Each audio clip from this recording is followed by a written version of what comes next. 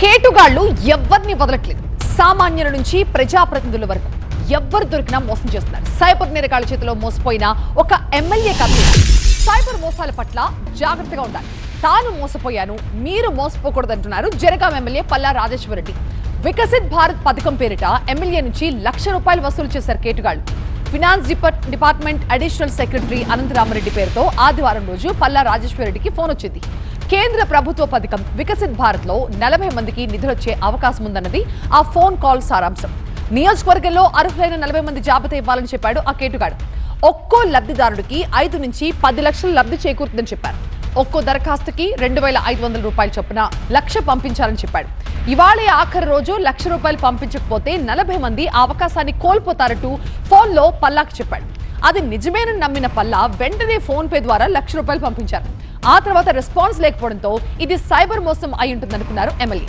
దీనిపై జూబ్లీహిల్స్ పోలీసులకి కంప్లైంట్ చేశారు పల్లా. అర్ధ గంటలో తెలిసింది అది నేను కూడా మోసపోయినని చెప్పేసి ఆ ₹1,00,000 సంబంధించిన వెంటనే సైబర్ క్రైమ్లో ఆన్లైన్లో మనం చెప్పడం జరిగింది. అతను కూడా ఎక్కడున్నని తెలిసినట్లయితే చెంచల్ కూడా పక్కనేమో ఇల్లు ఉన్నట్టు అతని లొకేషన్ చూస్తేనే కర్ణాటక తేలింది.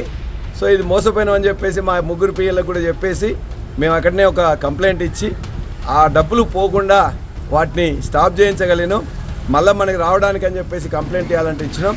జనరల్గా నియోజకవర్గ అభివృద్ధి సంబంధించింది prime minister Viksit Bharat program ఉందని చెప్పి లాస్ట్ డేట్ అని చెప్తే మేము కూడా చూసుకోకుండా దాన్ని చేయడం అది ఎందుకంటే వారు చెప్పింది కాబట్టి అడిషనల్ సెక్రటరీ ఇంతకుముందు నేను జెడ్పీ సీఈఓగా మీరు ఎమ్మెల్సీగా ఉన్నప్పుడు ఉన్నాను.